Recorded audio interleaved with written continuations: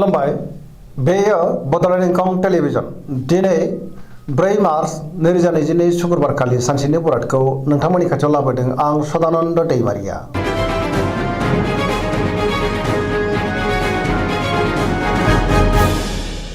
सिगां फरायफिन लादों मेष राशि गिबि हांखो अ ल।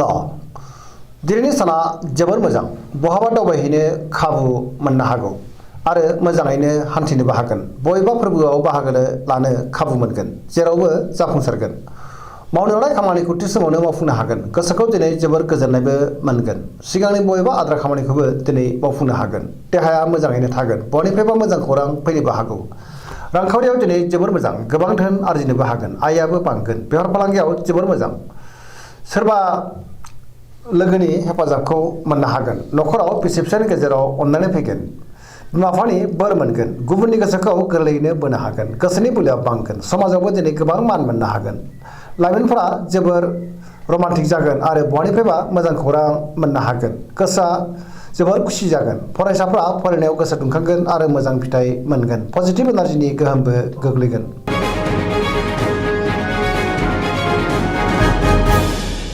वृष राशि गिबि हांखो इ उ ब। दिनैनि साना जोबोर मोजां। गोसोखौ दिनै जोबोर गोजोननाय मोनगोन। गोसोनि बोलोआ बांगोन। मावनो लानाय खामानिखौ थि समावनो मावफुंनोबो हागोन। बहाबा हान्थिनो खाबु मोनगोन। गियाना बांगोन। मोनफ्रोमबो खामानिखौनो दिनै मावनो रोंगोन। पजिटिभ साननो रोंगोन। समाजाव मान मोनगोन। रांखावरियाव दिनै जोबोर मोजां, गोबां धोन आरजिनो हागोन। बेफार फालांगियाव जोबोर मोजां, आयआबो बांगोन। गोबां धोन आरजिनोबो हागोन। न'खराव बिसि फिसायनि गेजेराव अननानै फैगोन। बिदा फंबायजों मोजां सोमोन्दो थागोन। गुबुननि हेफाजाब मोननो हागोन। जायखि खामानि मावा मानो मोनफ्रोमबो खामानियावनो दिनै जाफुंसारनो हागोन। लोगोफोरनि अनसायनाय आरो हेफाजाबखौ मोननो हागोन। गोसोनि साननायफ्रा मोगथाङाव जाफुंगोन। लाइमोनफोरनि गोसोआ दिनै जोबोर रमान्टिक जागोन आरो गावबा गावनि गोसोनि साननायखौ फोरमायलायनोबो हागोन। पजिटिभ एनार्जिनि गोहोमबो गोग्लैगोन।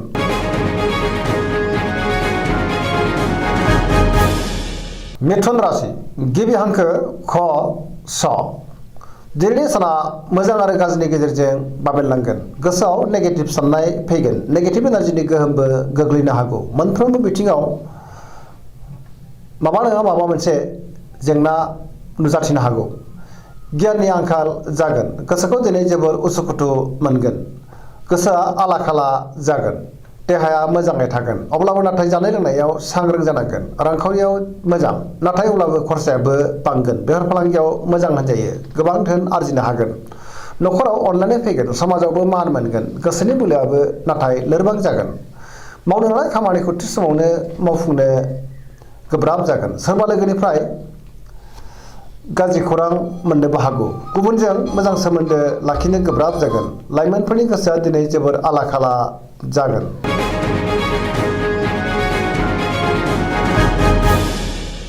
कर्कट राशि गिबि हांखो ड ड ह। दिनैनि साना जोबोर मोजां। गोसोखौ जोबोर गोजोननाय मोनगोन। सोरबा लोगोजों बाख्नाय जानो हागौ। गोसोनि साननायफ्रा मोगथाङाव जाफुंगोन। गोसोआव पजिटिभ साननाय फैगोन। गोथों आरो गोग्गो साननो रोंगोन। गियाननि आंखाल जानाय नङा। मावनो लानाय खामानिखौ थि समावनो मावफुंनो हागोन। रांखावरियाव दिनै जोबोर मोजां, गोबां धोन आरजिनोबो हागोन। बेफार फालांगियाव जोबोर मोजां। न'खराव बिसि फिसायनि गेजेराव अनलायनाय फैगोन। समाजाव लोगो लेवा बांगोन। देहाया दिनै मोजाङै थागोन। गुबुननि हेफाजाब मोननो हागोन। जायखि खामानि मावा मानो मोनफ्रोमबो खामानियावनो जाफुंसारगोन। समाजाव बयजोंबो अनसायजागोन। फरायसाफ्रा फरायनायाव गोसो दुंखांगोन आरो मोजां फिथाइ मोनगोन। गुबुनजों मोजां सोमोन्दो लाखिनो रोंगोन। पजिटिभ एनार्जिनि गोहोमबो गोग्लैगोन।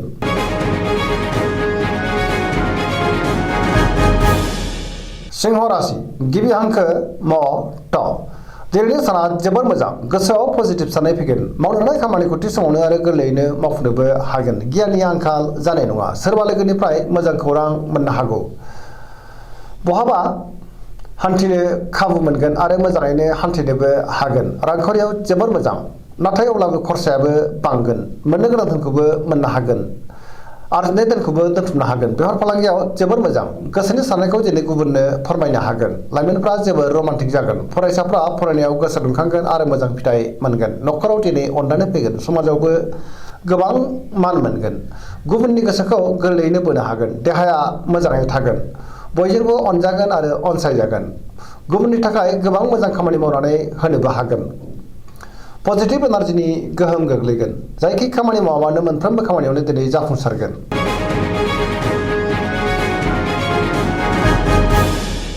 कन्या राशि गिबि हांखो प ट।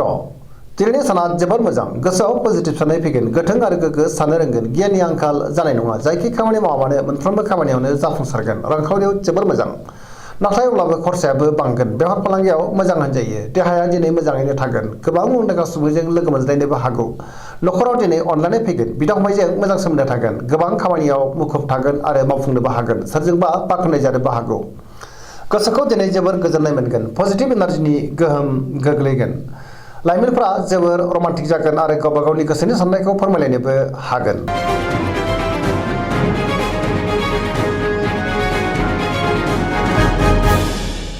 तुला राशि गिबि हांखो र ट। दिनैनि साना मोजां आरो गाज्रिनि गेजेरजों बाबेनलांगोन। गोबां रोखोमनि जेंनाजों मोगा मोगि जानांनो हागौ। गियाननि आंखाल जानोबो हागौ। गोसोनि बोलोआ लोरबां जागोन। गोसोनि साननाया देबार नांनो हागौ। मावनो लानाय खामानिखौ मावफुंनो गोब्राब जागोन। देहाया मोजाङै थागोन। अब्लाबो नाथाय जानाय लोंनायाव सांग्रां जानांगोन। रांखावरियाव मोजां। नाथाय अब्लाबो खरसायाबो बांगोन। नखराव बिसि फिसायनि गेजेराव अनलायनाय फैगोन। बिदा फंबायजों मोजां सोमोन्दो थागोन। गुबुननि हेफाजाबखौ मोननो हागोन। बेफार फालांगियाव मोजां होनजायो। गुबुननि गोसोखौ दिनै बोनो हागोन। लोगोफोरनि हेफाजाब मोनगोन। गोदान थांखि लानो हानाय नङा। माबा नङा माबा मोनसे गोरोन्थि जाफ्लांनोबो हागौ। सेंग्रा सिख्लाफोरनि गोसोआ दिनै जोबोर आला खाला जागोन। गोसोआव मानिबा दुखु फैनोबो हागौ। नेगेटिभ एनार्जिनि गोहोमबो गोग्लैनो हागौ। सांग्रां जानाया गाहाम।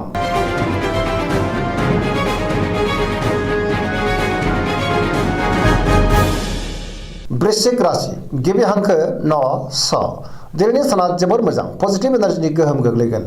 समाजाव लोगो लेवा बांगोन। सोरबा गोजाम लोगोजों बहाबा लोगो मोननानै गोसोखौ दिनै जोबोर गोजोननाय मोनगोन। गोसोआव गोग्गो आरो गोथों साननाय फैगोन। मावनो लानाय खामानिखौ थि समावनो आरो गोरलैयैनो मावफुंनोबो हागोन। बहानिफ्रायबा मोजां खौरां फैनो हागौ। गुबुननि गोसोखौ बोनो हागोन। गोसोनि साननाया मोगथाङाव जाफुंगोन। गोसोनि बोलोआबो बांगोन। नखराव बिसि फिसायनि गेजेराव अनलायनाय फैगोन। रांखावरियाव जोबोर मोजां होनजायो। नाथाय अब्लाबो खरसायाबो बांगोन। बेफार फालांगियाव जोबोर मोजां। गोबां धोन आरजिनोबो हागोन। आयआबो बांगोन।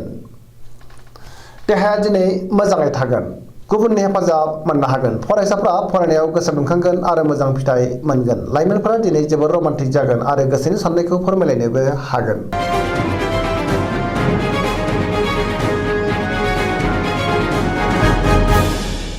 धनु राशि गिबि हांखो ढ फ भ। दिनैनि साना मोजां आरो गाज्रिनि गेजेरजों बाबेनलांगोन। गोसोआव बोलो बांगोन।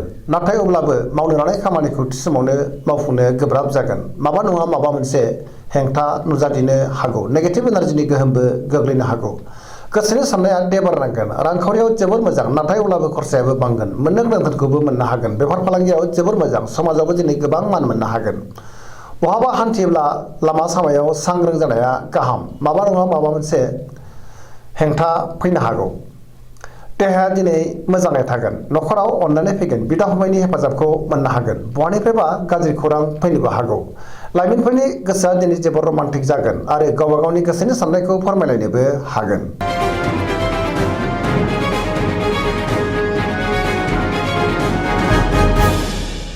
मकर राशि गिबि हांखो ख ज। दिनैनि साना जोबोर मोजां।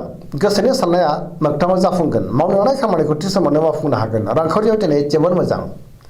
गोबां धोन आरजिनो हागोन। नाथाय अब्लाबो खरसायाबो बांगोन। मोननो गोनां धोनखौबो मोननो हागोन। बेफार फालांगियावबो मोजां होनजायो। गोबां धोन आरजिनो हागोन।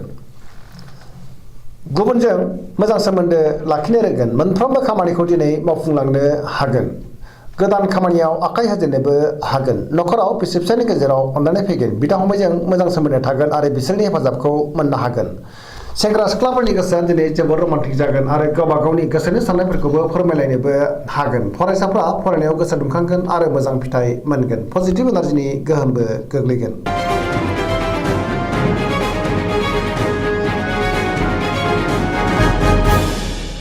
कुम्भ राशि गिबि हांखो ग स स। दिनैनि साना जोबोर मोजां गोसोखौ दिनै जोबोर गोजोननाय मोनगोन मावनो लानाय खामानिखौ थि समावनो मावफुंनो हागोन बहानिफ्रायबा मोजां खौरां फैनोबो हागौ समाजाव गोबां मान मोनगोन गोबां मुंदांखा सुबुंजों दिनै लोगो मोनज्लायनो हागौ गोसोआव पजिटिभ साननाय फैगोन गोग्गो आरो गोथों साननो रोंगोन गियाननि आंखाल जानाय नङा रांखावरियाव दिनै जोबोर मोजां बहानिफ्रायबा गोबां धोन मोननो हागोन देहाया दिनै मोजाङै थागोन अब्लाबो नाथाय जानाय लोंनायाव सांग्रां जानांगोन नखराव बिसि फिसायनि गेजेराव अननानै फैगोन बिदा फंबायजों मोजां सोमोन्दो थागोन गुबुननि हेफाजाब मोननो हागोन बिमा बिफानि अननाय आरो बोरखौबो दिनै मोननो हागोन बहाबा दावबायहैनो खाबु मोननो हागौ पजिटिभ एनार्जिनि गोहोमबो गोग्लैगोन लाइमोनफोरा जोबोर रमान्टिक जागोन आरो गोसोनि साननायखौ फोरमायलायनोबो हागोन